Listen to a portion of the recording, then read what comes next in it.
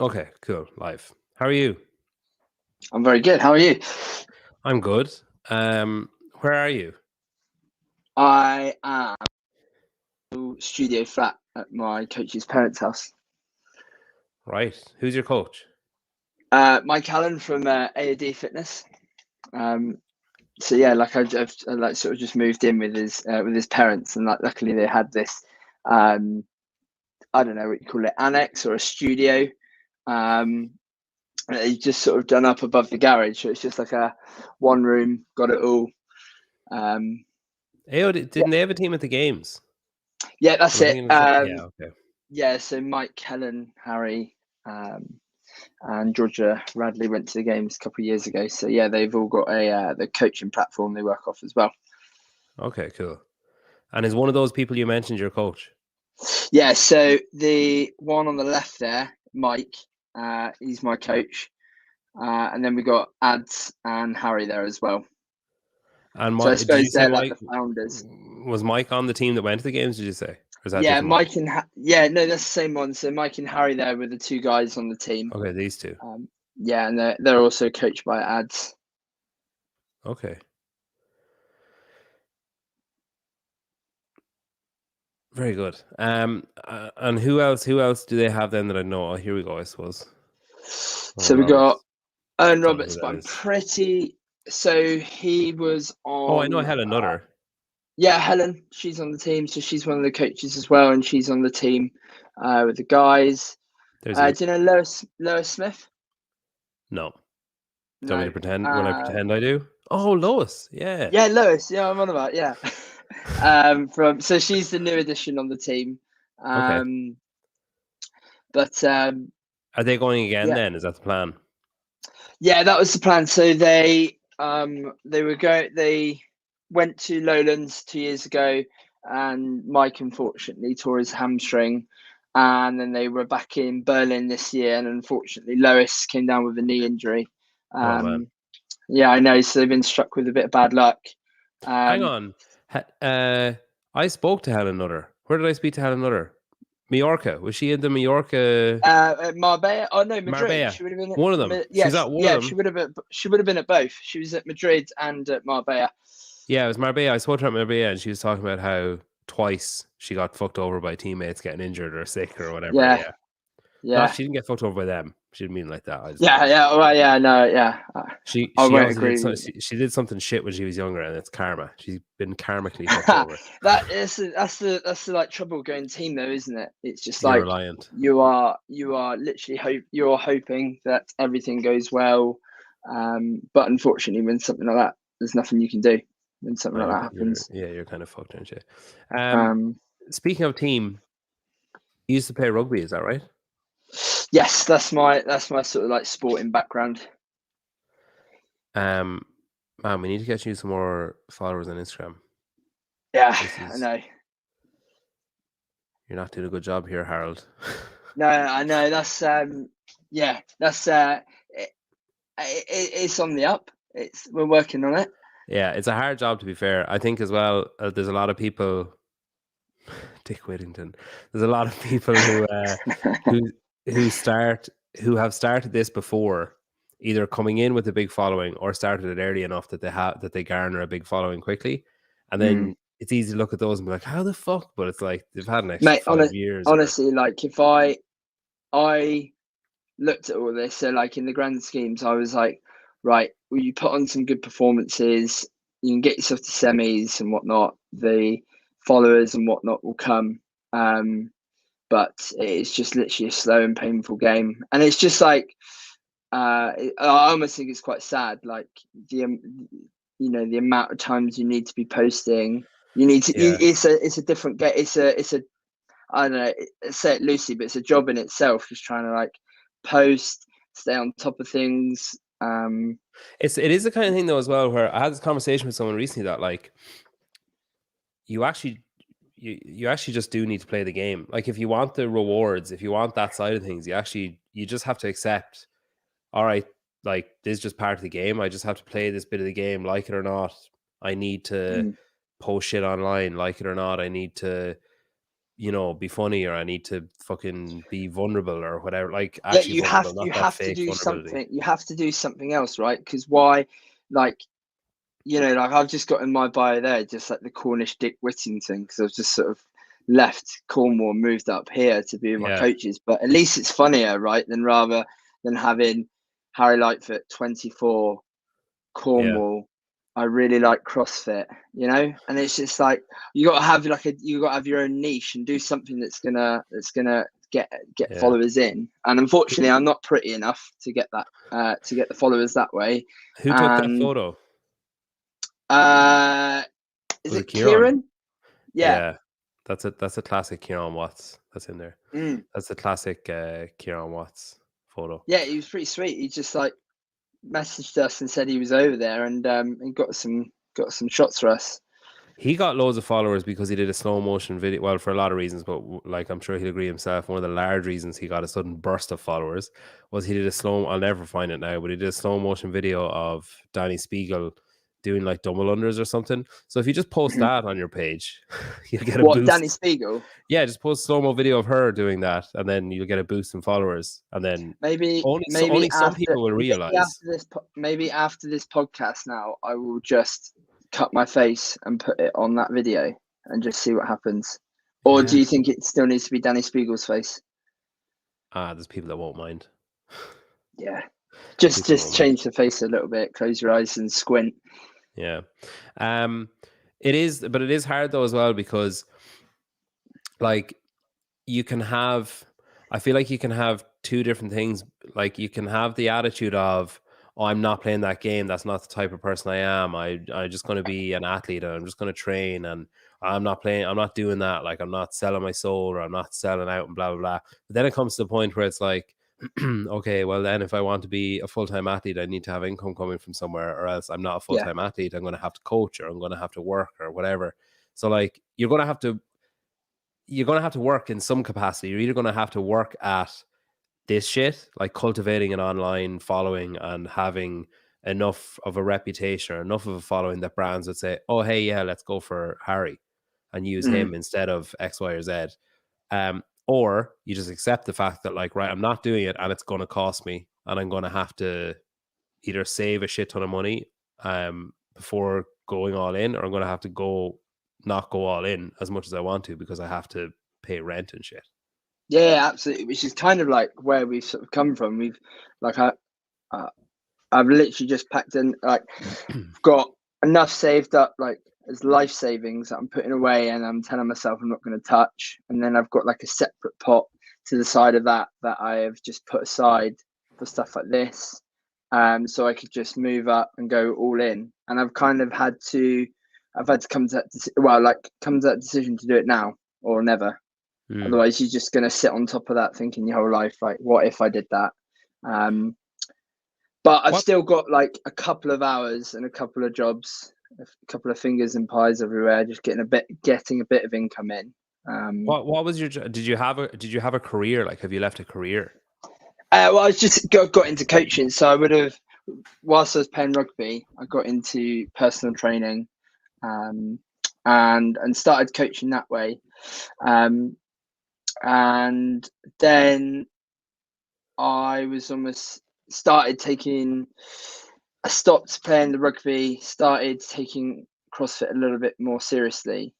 I don't know if I ever thought this would be a career for me, but it was definitely a hobby that I was good at, and I was really going to try and make the most of it. And then like Mike and I just had like a hard look at it, and we thought, well, when like if we don't do it now and we don't try it and don't go put all our chips in, when do we? But yeah, no, like I was playing. I started probably coaching in 2019, so I just started doing a little bit of small group personal training back in Cornwall. See, when I talk to someone like you, I just think like I must be so shit with money. that you're like, yeah, I've got some life savings put aside that I'm not going to touch, and I've got this savings put aside now. Yeah, That, but and I'm like, my fucking I was bank probably balance is empty, and I only got paid 3 days ago. Yeah, mate, but I'm quite a boring I was probably quite a like my mates would absolutely rinse me for not going out all the time and stuff like that. Like I'm Yeah. maybe like a sensible and boring 24-year-old. Like I finished school and I held back on going to uni because I like wasn't sure if it was something I wanted to do. I think money's probably always been something on my mind, so I didn't want to be like, right, do I want to get into all that debt straight away? So I just started working, and then realized, right, I want to go into like the health and fitness industry, but I'm worried about the debt. So then we started looking into other things like the level 2 and level 3 PT courses and do it that way, and just sort of got into the industry that way. And yeah, I guess I've just always been quite sensible. What do your parents do? My dad, was a farmer. So like, I come from like my family and stuff are like all agricultural backgrounds. Okay. What kind of and farm was he? Sheep or cows or what? Cows mainly, dairy. Okay. Dairy. Sorry, cows, meat, and Charolais. Okay. But then I never we did a bit of that because my dad he did have sheep before that, and he got quite ill from like this. They used to like dip the sheep in these like sort of baths, and there was like a toxic reaction that made him quite ill, so he had to give up the tenancy of the farm.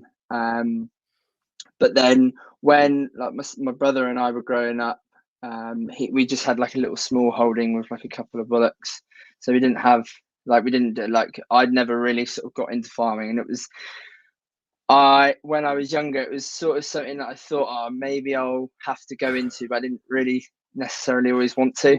It's a lot of I think with the exception of Colton Mertens, everybody has had that thought of like, fuck, I'm gonna have to do this for the rest of my life, haven't I? When they're like, I remember I would 13. just be there in like it's soaking wet. We're in the middle of a field. We're chasing around these cows, trying to get them into a trailer. Probably getting shouted at, getting called a prick. Oh yeah, I'm there absolutely crying my eyes out as like a 9-year-old there in the field, and my dad's shouting at me. I'm thinking, fuck, one day I'm gonna have to be doing this. One day I'm gonna have to be out here shouting abuse at my son. Yeah, it's just the way of the world. And it's just like, because I'm not like, if like the cows have just got out, they're running down the road, like dad's got to jump in the tractor, he's shouting at us to run down and grab him. Like I said, I'm just bawling my eyes out, wishing I'm not here, wishing I wasn't doing this. Were you out in the middle of nowhere? Did you grow up like way out in the countryside? Well, we're down in Cornwall, everything's quite spread out anyway. Okay. So yeah, we were in like the countryside, so it's all pretty spread out down there anyway. Is Cornwall like rich? Is it like rich farmers?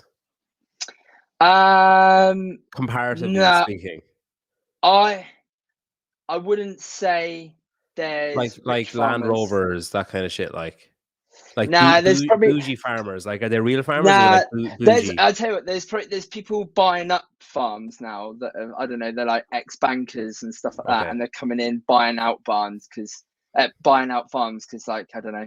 It's a bit of a hobby to them, but like, cool. There's no money in farming.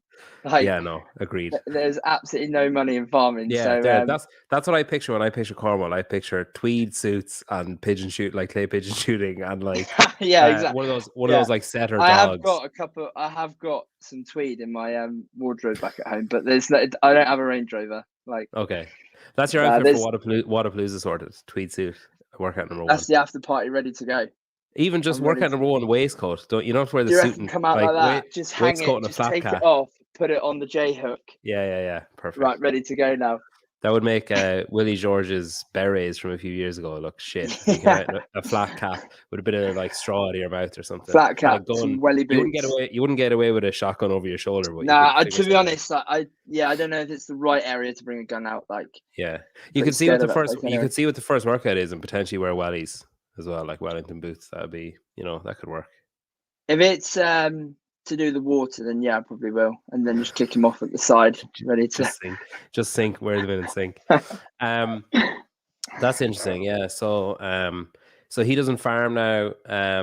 And then yeah, so I do often, this obviously skipped me because I'm shit with money, but I do think that like farmers' kids tend to be conscious of their financial situation a lot. I think because like farming basically, I just came to the realization the other week. My dad was asking me about applying for some grant for him. He's like 70 fucking 8 or something.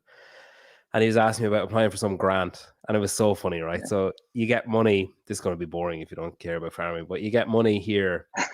So if you buy calves off a dairy farmer, you get a Yeah. grant for buying them because you're keeping the dairy industry going, because that farmer would be Yeah. struggling if they had to keep the calves, basically.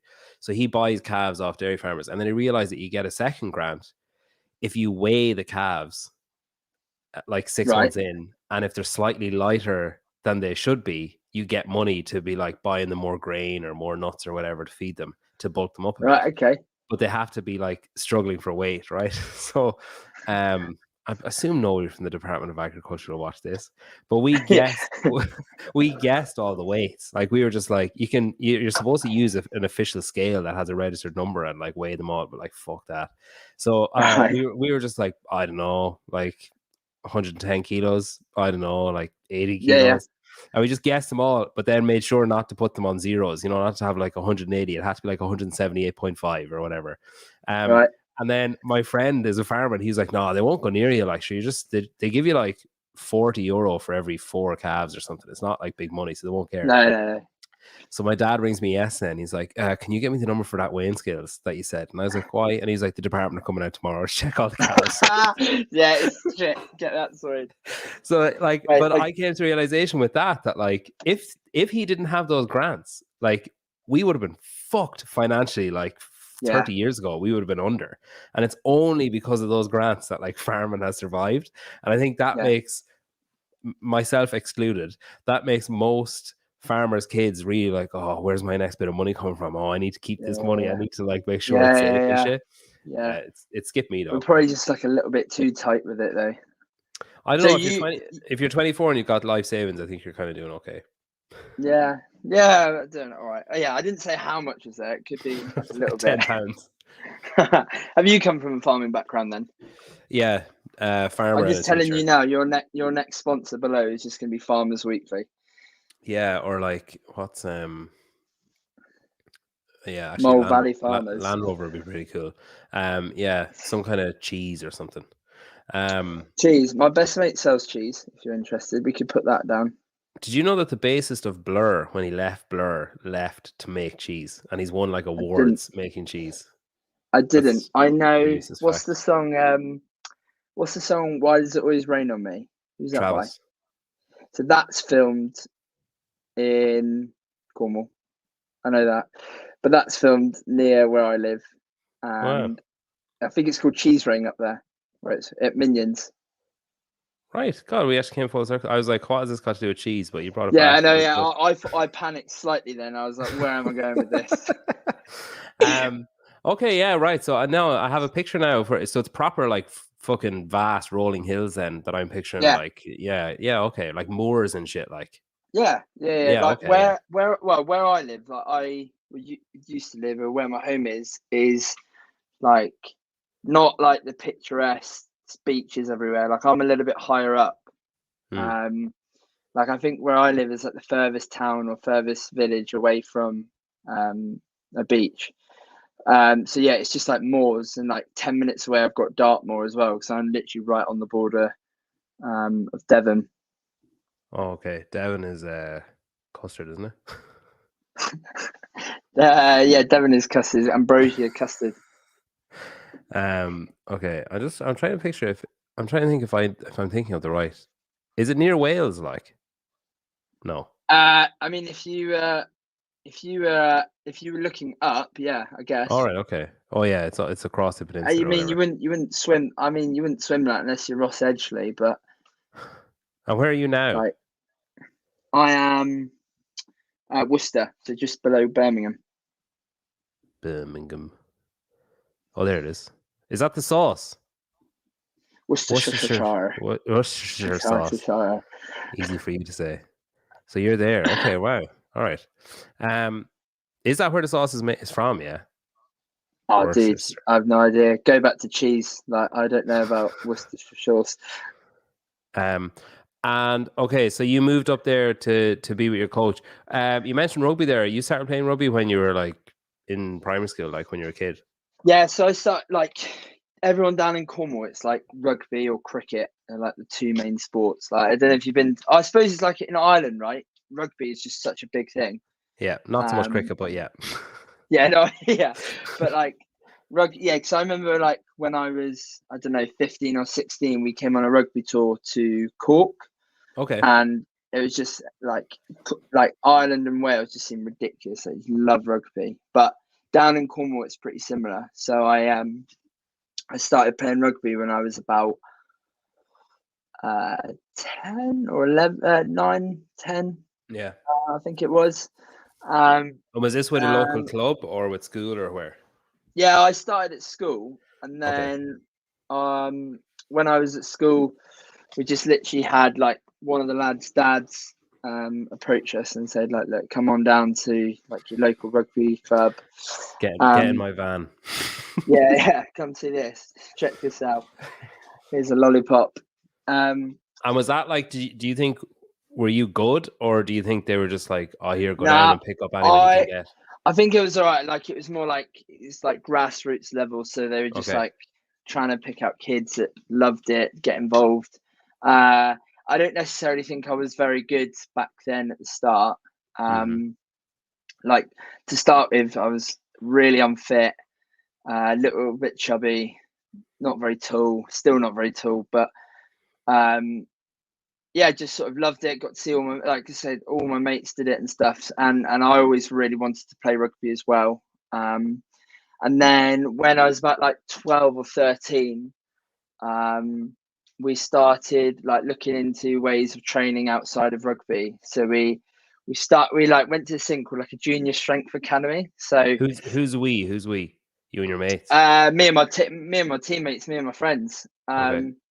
we there was a guy. So guy, one of close friends of mine had like this small group PT business, and he started up this little junior strength academy. So we're all like 12, 13 years old, all keen and going into the gym, and we'd start training. And like it was nothing like we weren't doing 5 rep max bench presses at 12 years old. We were doing more like plyometrics and body weight training and stuff like that. But it was really, really cool. And it was sort of my like in like step inside the health and fitness world. Hmm. Um, and then we used to do that like once a week, and we thought we were like bodybuilders going onto the rugby pitch. Um, yeah, literally. And like I would I would be playing, and then my dad like I'd come off, and my dad would just be like brutally honest with me, and he'd just be like, "Have you been doing your exercises outside of rugby?" And I'd be like, "No."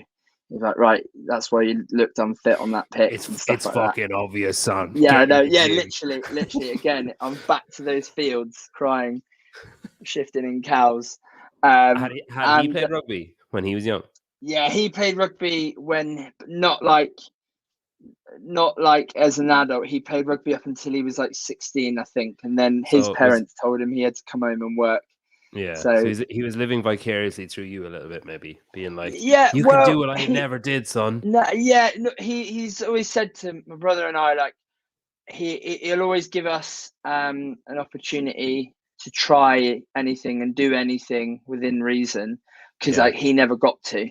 Um, Okay. so yeah, definitely like if he's paying like if he's like paying for us to play rugby and stuff like that, and we're serious about it, like we'll go and put some effort into it. Which probably like sparked why like I'm like a bit of a people pleaser and don't like letting people down and stuff like that. So Yeah. so yeah, that's probably like where I like got into fitness training. And then yeah, carried on playing rugby up until when was COVID? 20. 2020. So that's when I stopped playing. It was just because of Because of COVID. COVID. Yeah, I had no intentions to stop. It just like COVID hit, and I was just like, well, I can train a lot now. I can get out on my bike. Um, and then that's sort of just why. Like, so I had like no intentions to stop, like, or I didn't have any like bad injuries that meant I had to come to a stop. What like level were you at? Like who were you playing for, or what were you? So I played for Launceston, or like a lot of the Cornish call it Lanson. Okay. Still haven't heard of it, have you? No. No. But we were like anything to do with Lois? Yeah. But I played national, so they were once a championship side, so like okay, one below where this would be like the step, you were like the step below, say. I was National 3, 2, 1 Championship, Premiership. I was like 5 leagues below Premiership rugby. And what is that, like semi-pro or amateur? No, it's still amateur. Okay, so you weren't earning from playing rugby.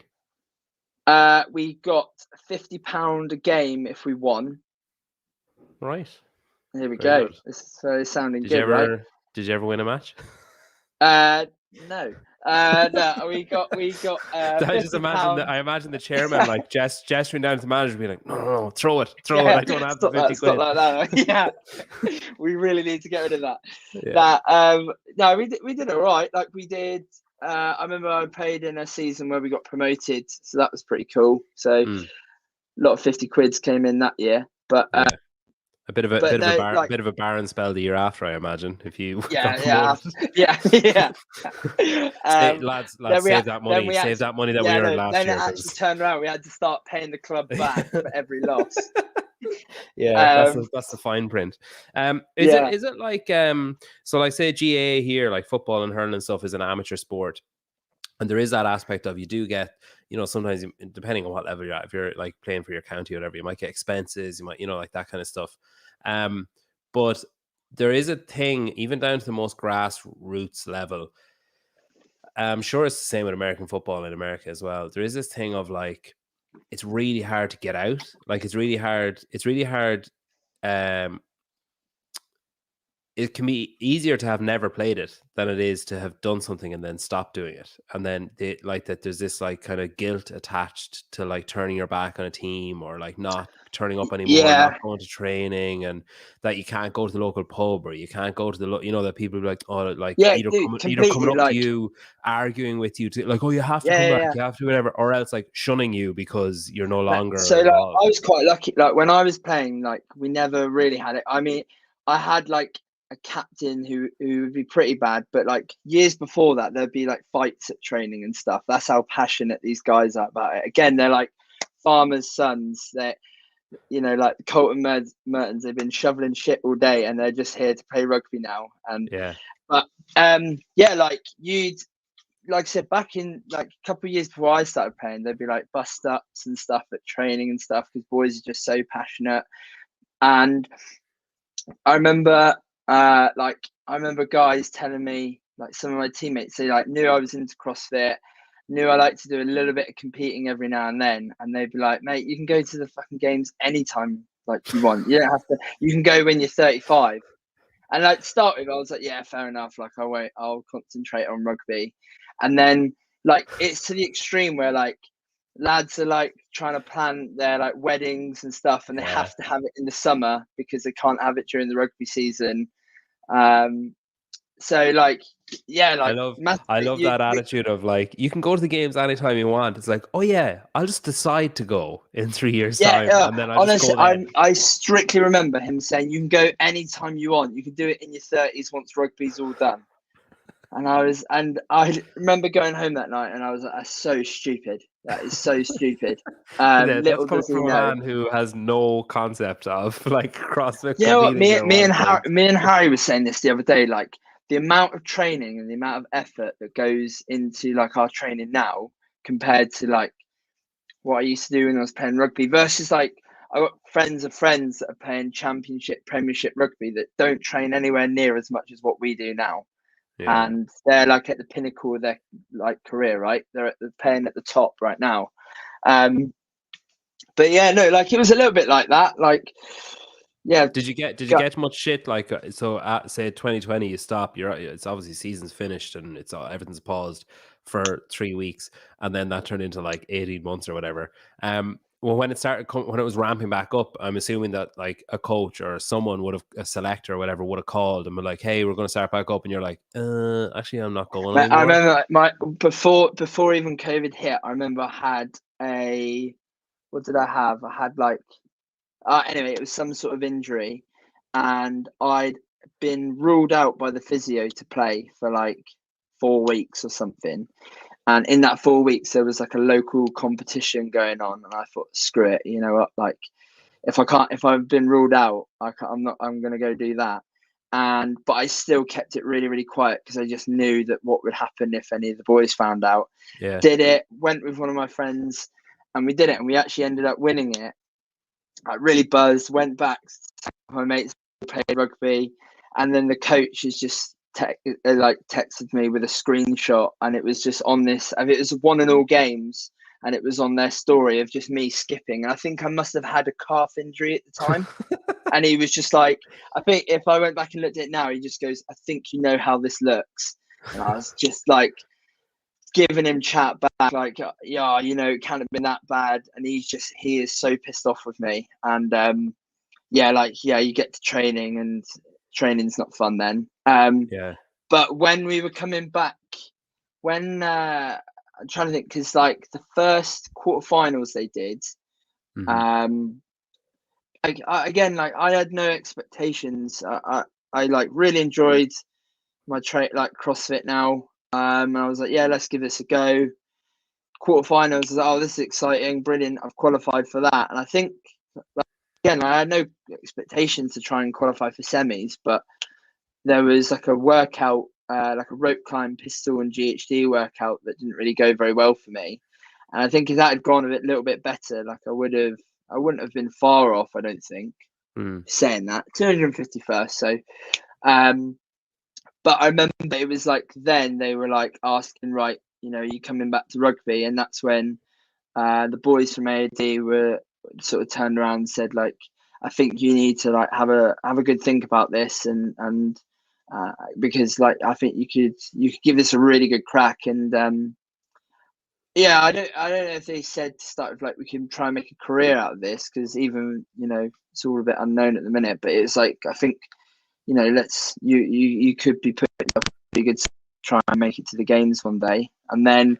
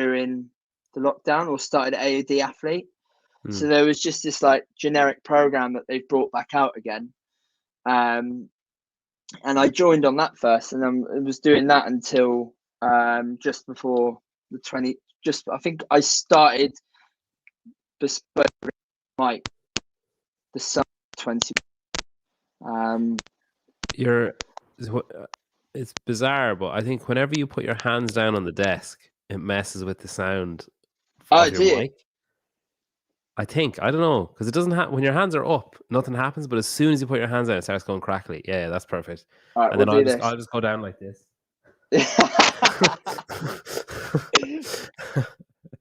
Yeah, I don't know if that is it or Everyone's not, like, or I if thought it's you just were a in different. coincidence. Thought you were in different rooms. Little did Yeah, they yeah, know. yeah. So I take my hands down again. So I think you can rest them like on your knees or whatever. I just think I think I don't know if you put your hands on the laptop or on the desk or what, but it just goes crackling and cuts in and out. And I don't know if that's it or not. And it also could Okay. be just my headphones, but I don't know. Okay, so then you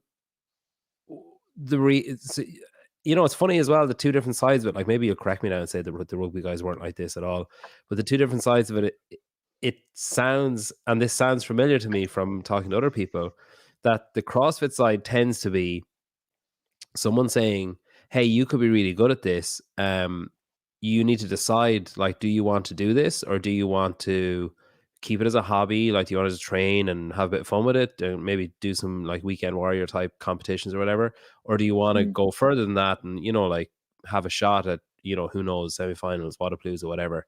And it's just like, you need to go away and have a think about it. And if you want to talk like through whatever, no problem.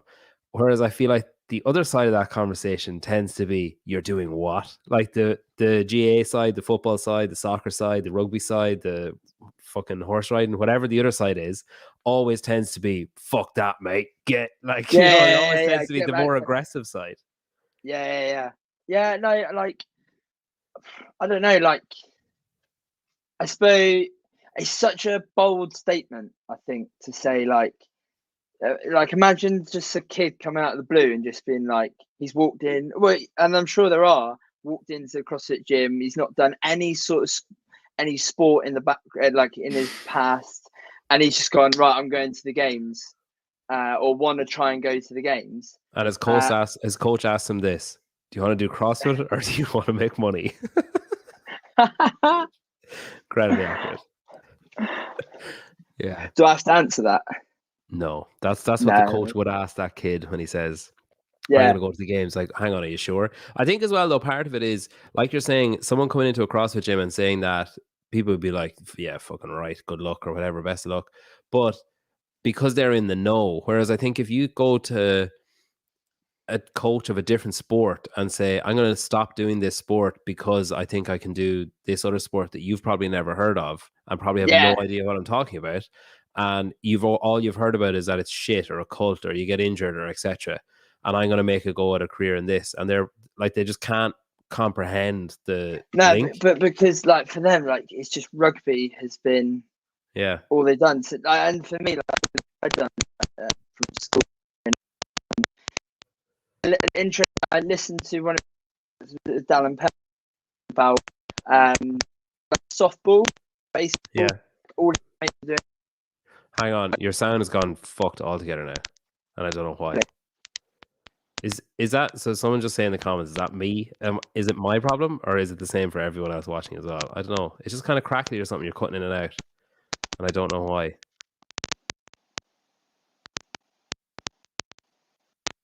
I don't know. Maybe it is my end. I don't know. Fuck it. So you're watching Dallin. Okay, go on. Yeah, Savan saying it's fucked. I don't know. It's weird. He was saying, he was saying of his friends in the softball league and stuff like that. Oh yeah. Again, for them, they've done that, young, growing up, and that's all they've done. Like, CrossFit is new. It's probably still early stages. Do you know what I get you to do? So this could fuck up things now for a little while. Just go with your laptop. Forget the headphones. Just go with the output of the laptop. So turn off your headphones and go with the laptop, input and output, and see if that makes it any better. Because I think it might be something to do with the Bluetooth connecting to your laptop rather than you'll probably have to go into settings and change your input. I can hear you now, I think. Can I? Hear me all right? Yeah, I can hear you now. That's better. Cool. Okay, it's going to sound a bit tinny, but it's better than the crackly. Sorry, so you were talking, go back there, you were saying that you heard Dallin talking about softball. Yeah, so I was just saying that, like, he was saying, like, he sort of struggled as a kid growing up because he's done CrossFit since the sort of start, hasn't he? Yeah. And all his friends outside that have been doing their softball and whatnot. And, like, again, like for me, like I luckily, well, not luckily, but like I grew up just playing rugby all the time, and yeah, like for my coaches, when I explain to them like I want to pursue a career in CrossFit, yes, it's this new sport you haven't really heard as much. But it's it's getting there. It's still growing. It's still in its early stages. But Yeah, I think the pitfall of it explaining to someone else is when you have to start explaining what it is first. They're never gonna, like, even doing this. Like, if I talk to my dad, I have to explain to him. Like, I remember for like fucking 3 or 4 weeks in a row, he comes over for dinner like once a week, and I'd say to him like, "Hey, I have to go at 7 or whatever. I have an interview." And I remember the first day he was like, "Oh, what job are you going for?" And I was like, "No, it's like I'm interviewing someone." And then I was like, "Fuck, how do I explain to him what a podcast is?" And I was like, "It's basically like the radio, but it's on the internet." And then that was fine. And the next week he'd come in again and I'd say like, "Oh, I have to go now at 7. I have an interview at 7:30 or whatever." So, I'd be putting the kids to bed. "Oh, what's the job for?" It's like, "No, it's not a job. It's the internet radio thing." "Oh, yeah, yeah, yeah." And then my brother rang me one day and he was like, "What job are you going for?" And I was like, "I'm not going for any job." "Why?" yeah, And he was yeah, like, "Dad says you're having interviews for jobs like every week when he goes in." I'm like, "No, it's for the podcast." yeah. But it's like, if I Just had to explain, cancel like, another I'd job. have to explain to him what a podcast is, what CrossFit is, what the CrossFit Games is, like, there's so much shit that I'd have to explain to him for him to Yeah, even have a vague understanding of what I'm talking about. That it's yeah. just like, it's the internet on the radio. Fuck it. If he thinks I'm going Yeah, for a job, who they cares? even that's like when someone asks, like, you're explaining CrossFit, and they're like, "Okay, what's CrossFit?" And you could be like, "Right, it's this mixture of things. You You've got, turn into a living meme. oh, dude, you're like, oh, you starts off, you got rowing, bike, you might have swimming, running, and they're like, okay, and then you've also got like gymnastics, and they're like, oh, like floor routines. They're like, no, no, no, no, it's just like simple things, press ups, pull ups, squats. Yeah, yeah. Okay, and now then you've got barbells and Olympic Floor lifting. routines like a ribbon. And then they just turn around and go, is that anything like an Ironman? And I'm like, no, you're not getting the point of this. But it is funny. I see Savannah's in the comments there. I just wanted to show this. I saw this the other day. I thought this was actually very good. I might have to restart it now. What was the mean?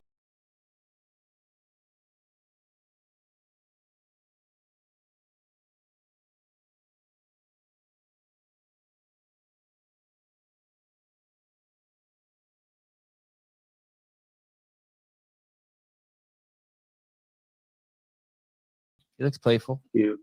For sure Native American, isn't it? For sure, I fucking love that. For sure, Native American. And he says here, does he wish his name was Running Cheetah or Eagle Claw? Harry Eagle Claw. It kind of sounds a bit better, actually. Harry Eagle Claw, to be fair. So you what, like, where did Lightfoot come from? What? Because sorry, actually, I'll correct myself. I was about to say you're the only Lightfoot I've ever heard of. There's fucking 2 Harry Lightfoots. So there's you. Do you not know about the other one?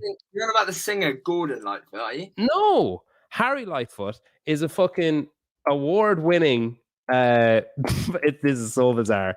He's an award-winning composer for fucking trailers and shit. Like, for he's done like Marvel.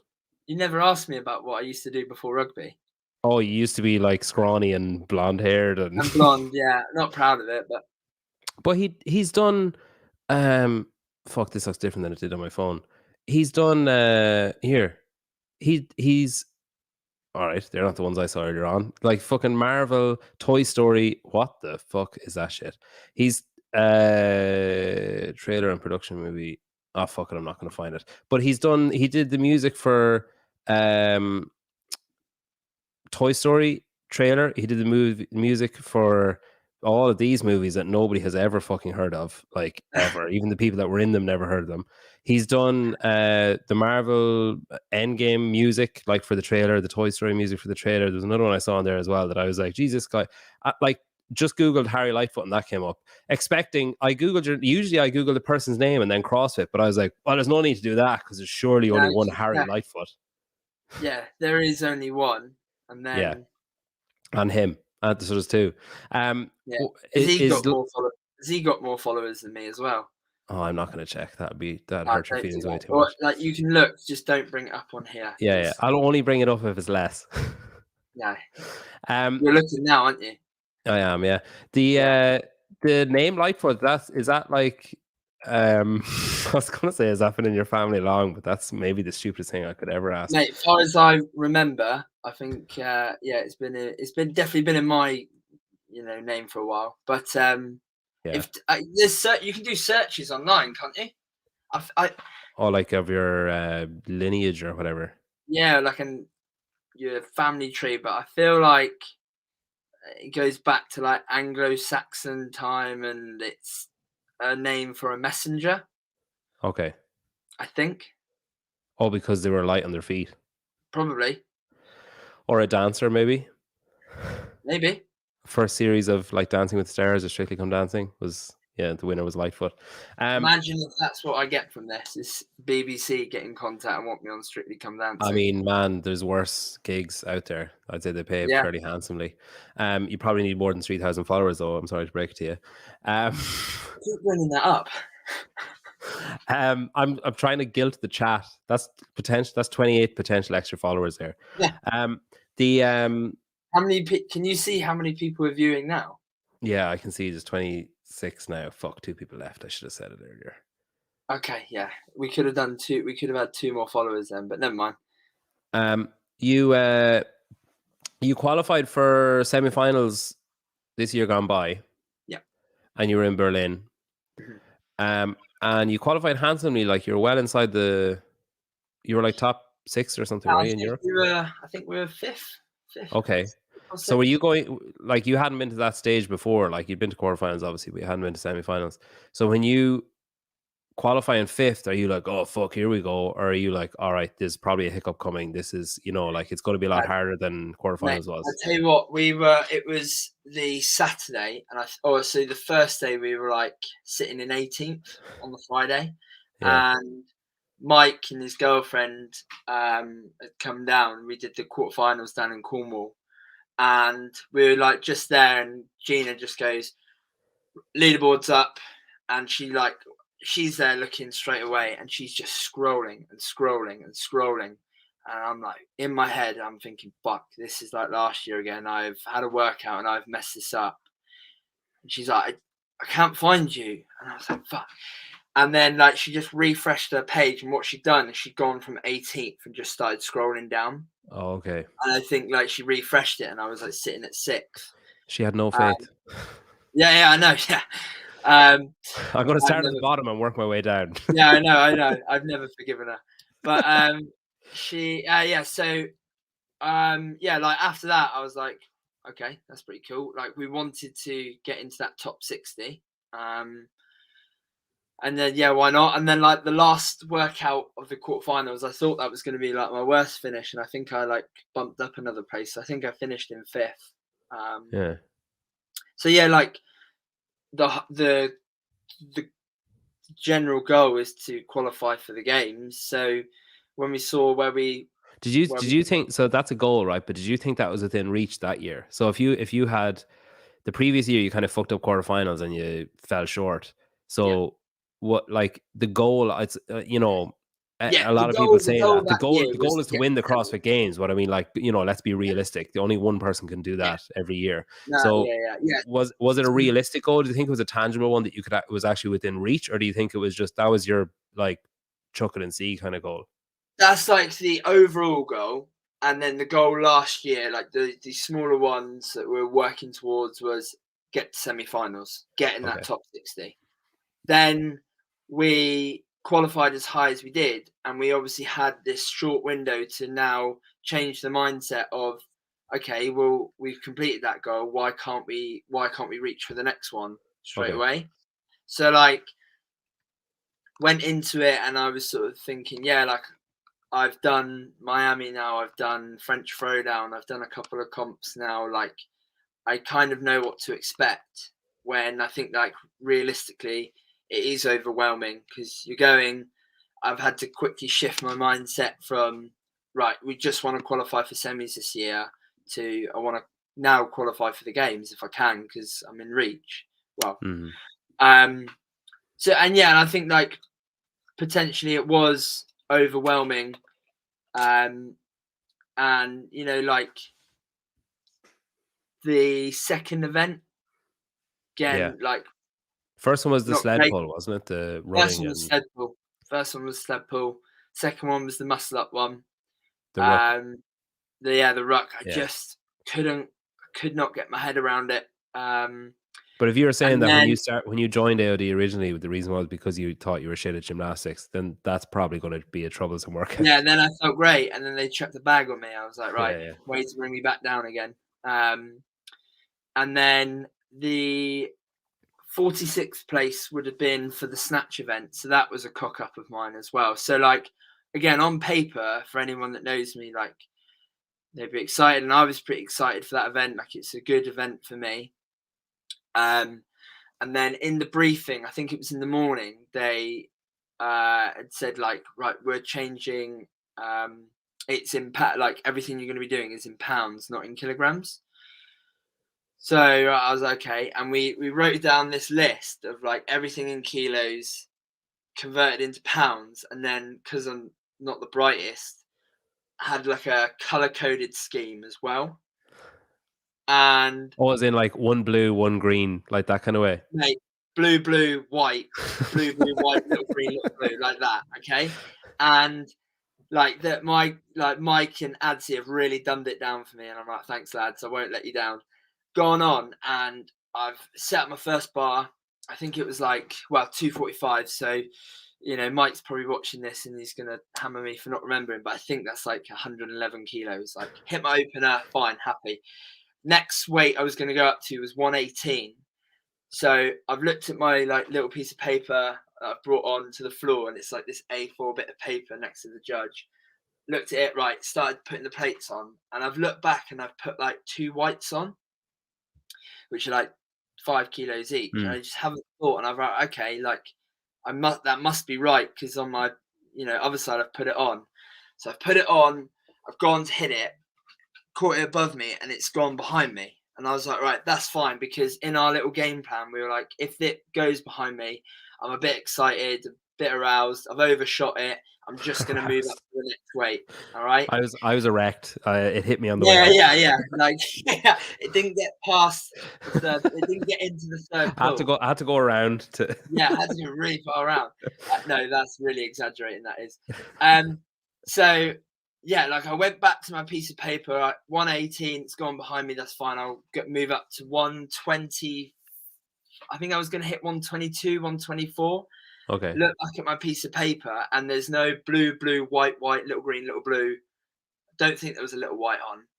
And I'm looking at my bar and I'm like, shit, like what's on there? And I think they called 30 seconds. So like I was panicking. So I was like, right, sod it, I'll go again. Missed it again. And then it was times. So I was like gutted, but like I had like 1 minute to go into another event. So I just had to literally turn it around and go into that. That's the kind of thing. So if you've done, like, there's very little comparable to that kind of scenario because there's so much on the line and stuff, and especially if something's thrown at you like that about changing the what do you call it, the units or the scale that you're using for the plates or whatever. But like Wodapalooza is a big competition, but it tends to be kind of like fun, like relaxed, at least from the outside looking in. French Throwdown is like, it's a legitimate competition. It's really good. It's a serious big hitter on the European scene especially, and it's turning into one on the global scene. Like Daniel's doing an unbelievable job with it.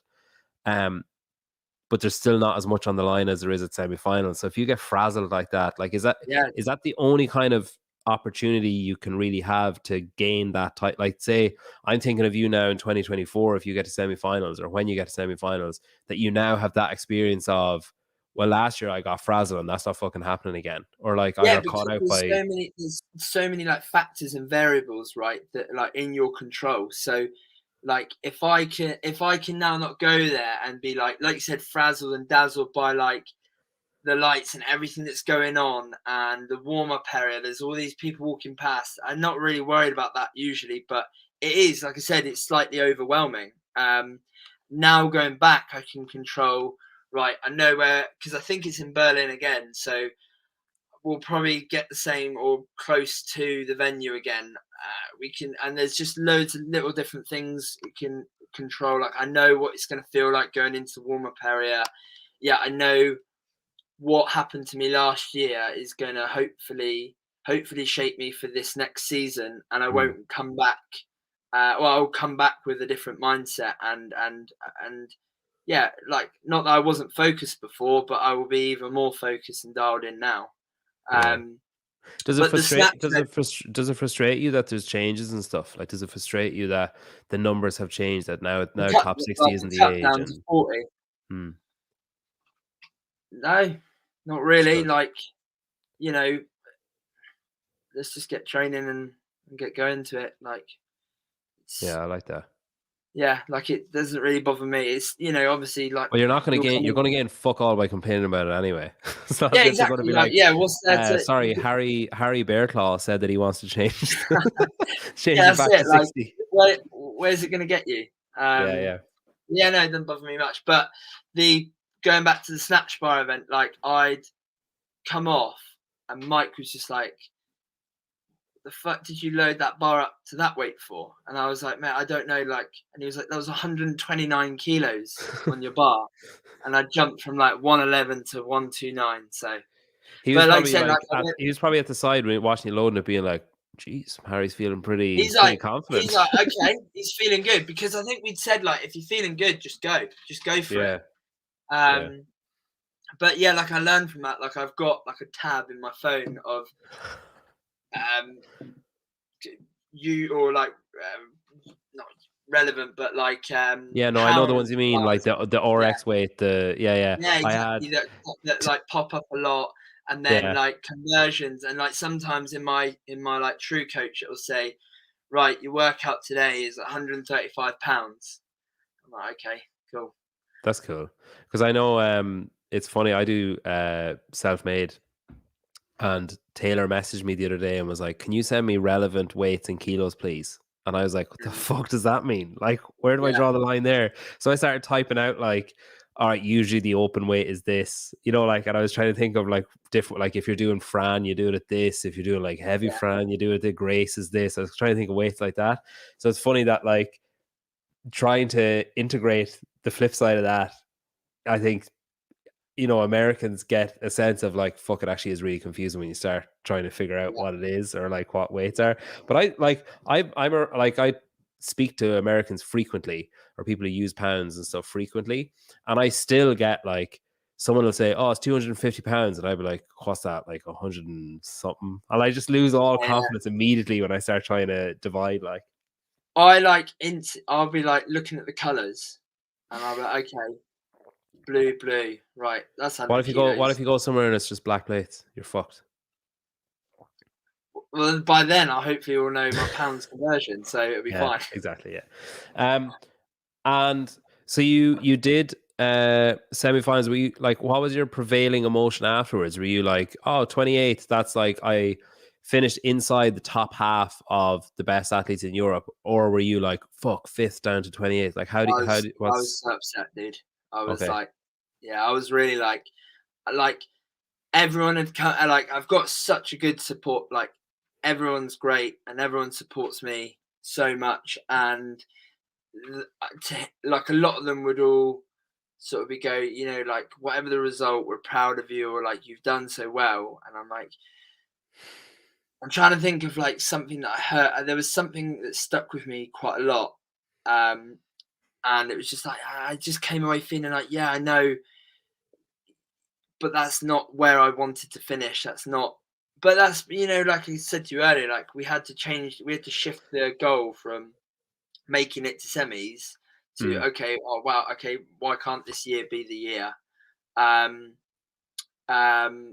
Experience, that's what a lot of people said. They were sort of saying like, what a great experience. And I think I took that as an experience. You know, if you go to do something for an experience, you might only do it once or twice in your lifetime. You know, like you're savoring these moments when, and like obviously I am, but I didn't go for the experience. I went to compete, and I went to come away with a games ticket. But then, you know, like I think consolation like that is is time dependent. Like it's like when someone dies, you wait. Like you don't say straight away, well, at least you'll have the memories. Like Yeah, there's a time and a place to say that. I Same know. as Yeah, if you're I'm coming off the sure a lot. competition floor crying and someone's like, hey man, it Yeah, was a great experience though. I mean, what a weekend. I do. I'm sure. The thing is, right? People just don't know what to say, do they? They just like, well, they'll probably that's the first thing they've wanted to say to me, and then they want to hear from me about how I found it, and I do, but then I sort of went away and I had a couple of weeks to think about it, and I was like, yeah, do you know what? People are right. Like it was a good experience, and just like we spoke about a couple of minutes ago, like there's a lot of things I learned, so I'll go into it next year not as overwhelmed. And so I came back. I was pretty pissed off, to be honest. I then managed to get a spot for Sid, and I was like, yeah, I can perform so much better than I did at semis. So yeah, then I went and did. I got asked would I like to do Sid? I was like, yeah, I'll come and do it. Didn't you absolutely fucking trounce Sid as well? Like, didn't you like dominate hugely? Am I right in saying that? I think I didn't have a finish outside the top 5. Yeah, I mean that's pretty decent, isn't it? Yeah, that's all right. I guess. So Yeah, that it was. is that the kind of is that the kind of experience that you needed? Do you think after? I needed that just to showcase that like I wasn't there for the experience. I can compete so much better. Yeah. So yeah, I got a lot off my chest there. Really. Did you compete like angry? We again, like another thing we learned was just like how to sort of approach events of this like sort of bell curve of like emotions, like getting like too aroused and stuff like that, like the snatch event, right? So over aroused, overstimulated, slap me on the back and put on some heavy metal, right? I'm not really thinking. Yeah. And then I make a cock up like that. So when I went into Sid, I was there thinking like just a bit more calm and a bit more composed about everything. But yeah, had that like fire in me that I was pretty peed off. So yeah, that's sort of how we went about it. There's a fair chance you're going to turn up in the fake news this week talking about aroused, stimulated, slap in the back, cock up. Like it's basically Have I used that quite a lot? You just said it there all in one chunk of like. But at the same time, you were the two one Irish people, two Irish people on the podium as well. Put your head down. Yeah, say that again. That's fair. 2 Irish people on the podium as well, Holly and PD. That's always good to see. PD can rip a bike. Man, he can rip a lot of stuff. He's a fucking beast. Look at him Big, there in that. scary. In there. Look at the. Yeah, he should be some kind of model, but I don't know what kind of model. Are you going to that Fit Fest? Is there anything there for you to compete at there? I don't think I'm going to be competing. I think if anyone was to pull out, okay, I would be in or be very keen to be in. but fair. I will be up there on the Sunday walking around. Oh, cool. I'll be there. You did the Wadapalooza qualifiers then. You finished 5th? 4th or 5th, I think it was. Okay. You've been there before, haven't you? Yeah, I went last year in the team. How did that go? We qualified really high. I think we were second highest qualifying team. Okay. And then Brian Friend predicted us like 30th, I think. So we were like, hold on, okay, like I don't know where you've come up with that prediction. And then I think we finished 32nd. Oh, so God. He was slightly wrong. He was wrong, just not in the way you thought he was. we'll show you, Brian. Oops. Yeah, we literally we were like in Miami, and I think Harry pulled up on his phone like, look what this pundit's come up with. He's like put us down here. So we were all like tagging him like, mate, you've got it wrong. And I think that's what I saw. Like we heard it on a podcast, and he was saying like a lot of people were saying we've predicted them wrong, but we'll just have to see. And that's where I heard the Harry should be on the back of a horse. But I didn't realize it was streamed on YouTube. So like the other day I went back and looked, and I saw that they pulled up my Instagram and like went back to when I'd been on holiday with my friends, and I pulled up the video of me jumping off the boat, and he just was like, he looks fun. He looks playful. Svan's a very good judge of character, in fairness. Okay, so team last year, what's individual this year? Is that your first touch point from, say, you did semi-final strength and depth, and then is it Wadapalooza into the season proper, then into open quarters, etc.? Yeah, this is going to be our out of season comp. Okay. Before like as a pre-season prep just before the Open. Then, like I said, into the season, and then we'll sort out what we want to do out of season comps next year. I think I'd like to have a go at Rogue, and we'll see from there, and we'll sort out from there. But what's your forte? What's your wheelhouse? Like, what's your biggest strength, do you think? Probably like high power output events. Like if it's just echo bike and echo bike in a barbell or echo bike in burpees, just quick events, balls to the wall sort of thing. And then your shortcomings, just maths. Probably that, yeah. Just pound conversions. Yeah, maths in general, to be honest. I was watching, I didn't actually watch it yet, but I saw a clip of Fraser and Medeiros talking on the podium. I've started a podcast now, I think. And they were talking to each other on it. And in the clip, Fraser was talking about how athletes don't train their mental side, but they'll train, like if you're weak at snatches, you'll work on your snatches, or if you've got a slow mile time, you'll work on your mile, but you won't work on your mental side of things. Like you won't, work to improve that the same way you would fitness. Is that like just the way you're talking about AOD and their approach to stuff being so scientific and stuff? Did they touch on that kind of stuff at all, or is that left to you to sort it out? Yeah, I'd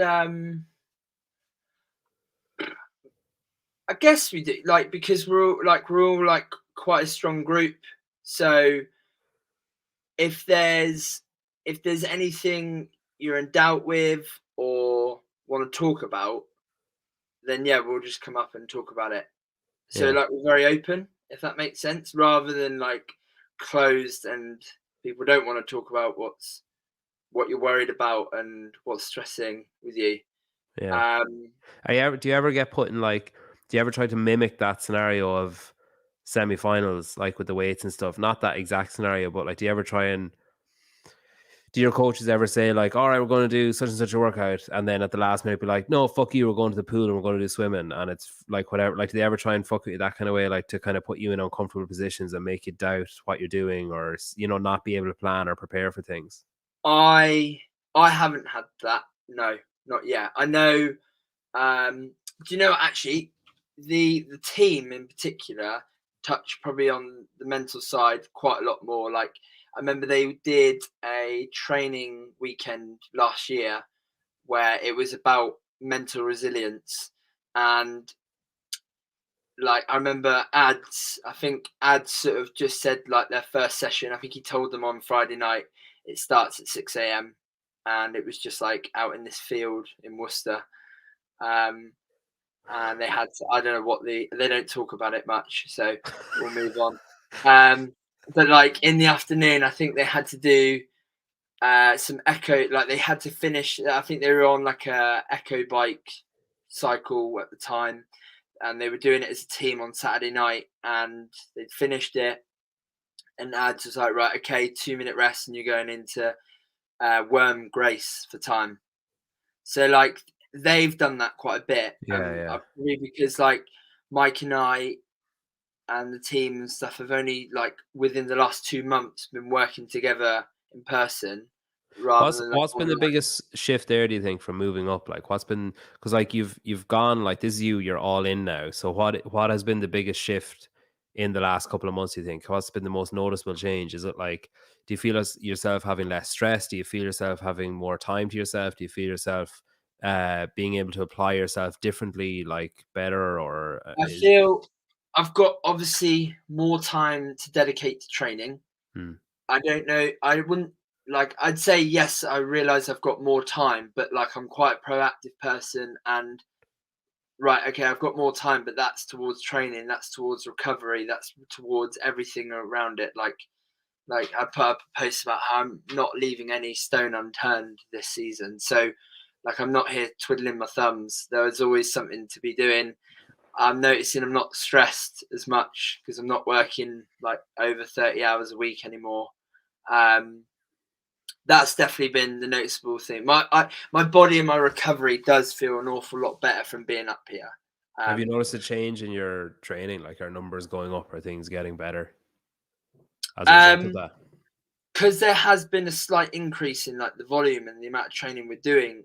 Like I've been surprised again because we're trying to dial in on recovery and everything outside of it. Like I'm coping well with it, and it's really good. Like I don't feel burnt out or anything, and that was never really a concern anyway. But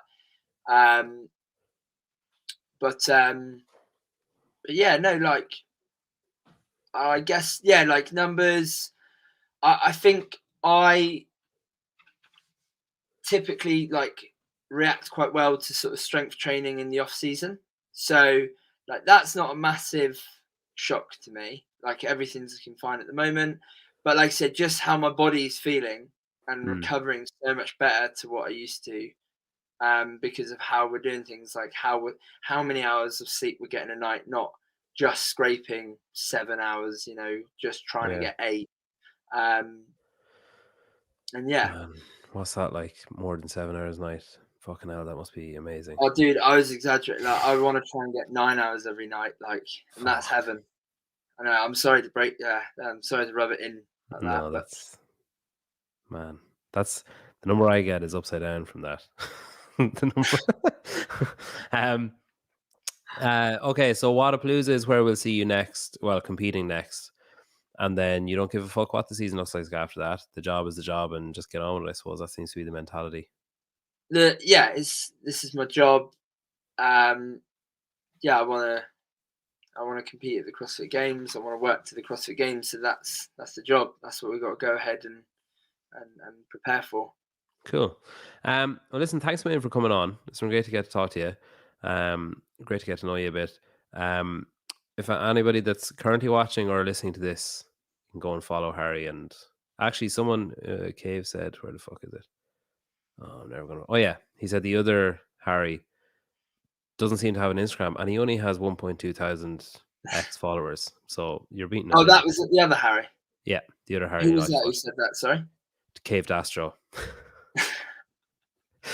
Yeah, I don't know. It's like a reverse. I don't know. It's one like. I don't know. I just don't. I never. There's some like I was going to say some scabs I don't pick at. There's some like layers of the onion that I just leave alone. I'm just like, his name is Cave Dastro, and I'm just fine with that. I'm not going to pick at that like pull at that particular. Maybe thread. we should get him. Maybe we should get him on the podcast next. Yeah, maybe. Yeah. Listen, thanks very much. Best of luck with Wadapalooza as well, and the rest of the season. Sure, we might catch up with you before semi-finals. That'd be cool. Yeah, sure. We'll catch up. Thanks very much for having me as well.